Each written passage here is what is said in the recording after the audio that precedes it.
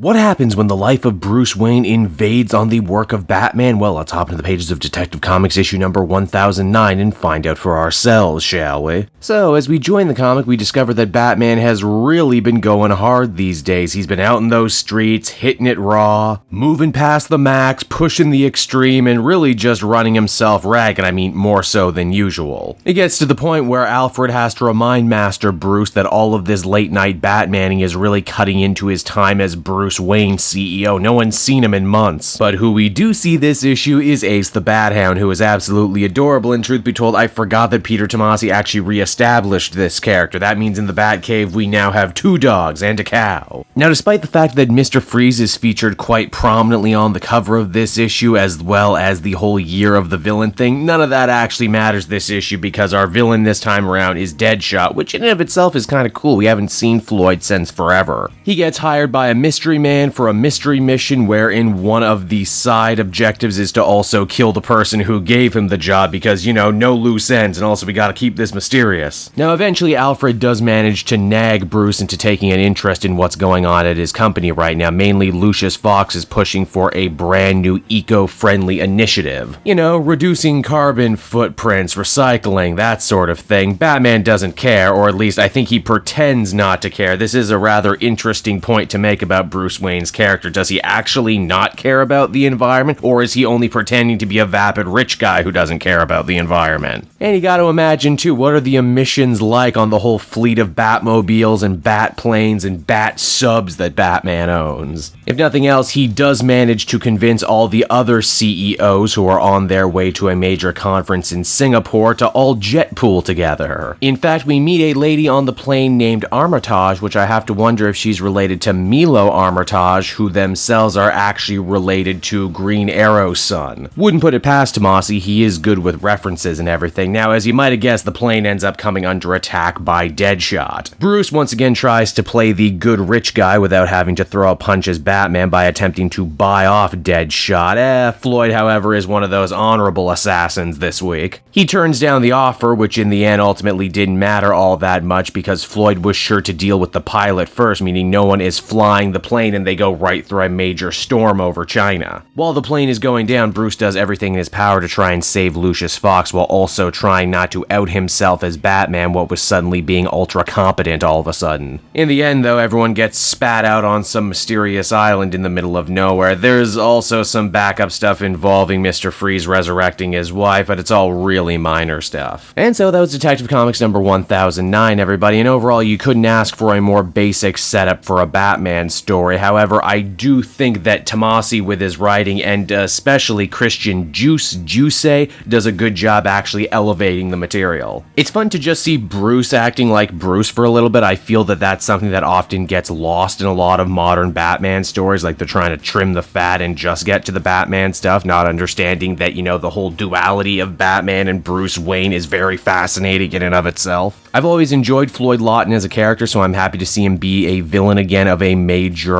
arc away from the Suicide Squad on his own, doing what he always does. And there's a lot of potential for where the next couple issues from here could go. Overall, I'd give this a 7 out of 10. I doubt the start of this story is going to blow many people away, but I think it's a very workman-like comic. Hey there everyone, it's your old pal Cape Joel, and I want to thank you so much for watching to the end of the video. I hope you enjoyed it, and if you did, why not check out some of these other videos I have available from the channel. Then you can follow me on Twitter and Facebook at Cape Joel, so you're always up to speed on what I'm doing next. And hey, if you're feeling in a supportive mood, you might also want to check out my Patreon link down in the description. Patrons get exclusive access to videos and content before anyone else, and you can do so for as little as $1 a month. I would really appreciate it. And until next time everyone, I've been Cape Joel, and I will continue to be making comic book videos that smack of greatness. Bye-bye everyone.